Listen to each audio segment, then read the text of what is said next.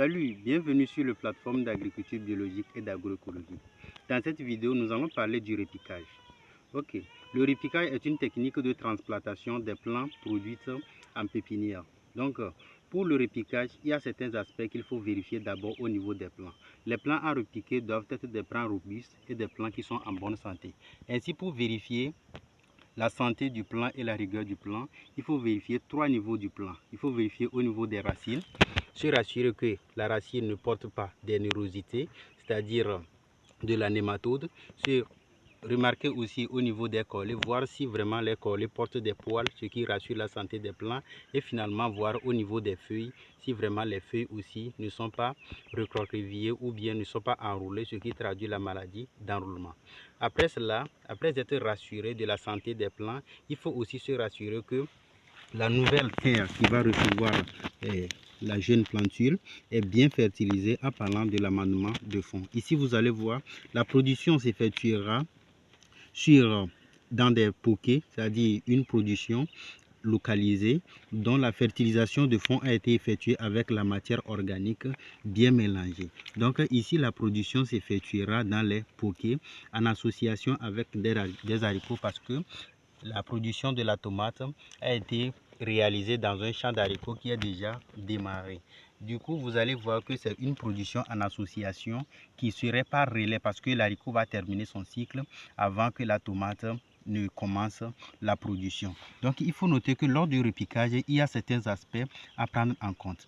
Après avoir, pour l'orientation du plant, il faut vraiment se rassurer que le plant est orienté vers le haut et se rassurer aussi qu'il y a contact entre racines et terre. Et pour se rassurer du contact entre racines et terre, il faut vraiment maintenir le sable au pied du plant. Et lorsque vous maintenez du sable au pied du plant, ça permet une bonne reprise et ça évite l'air qui s'empoche entre les racines et la terre.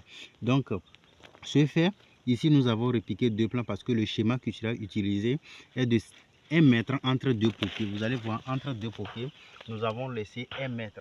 Donc, on a mis maintenant 2 plants par poquet. Et la technique est qu'après, on va venir mettre des tuteurs pour que les plants continuent de façon horizontale, de façon verticale, autant pour moi. Et il faut se rassurer qu'il y a plusieurs fertilisations qui s'effectueront. D'abord, déjà à partir du 7e jour, nous aurons à commencer la fertilisation foliaire avec du compost liquide. Donc le 7e jour, le 14e jour, le 21e jour et le 28e jour.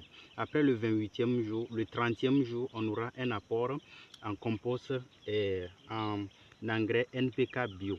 Et l'engrais NPK bio, c'est un engrais biologique effectué à partir de la matière organique et de la matière végétale.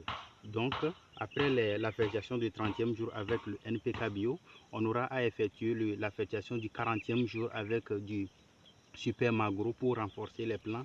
Le 50e jour, à faire un apport de bokashi. Le 80e jour, faire un mélange de compost et puis de bokashi.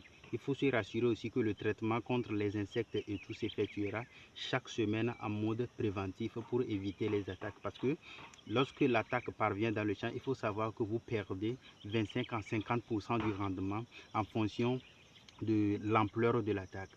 Merci beaucoup d'avoir suivi cette vidéo et nous vous invitons sur une prochaine vidéo pour la suite de la production.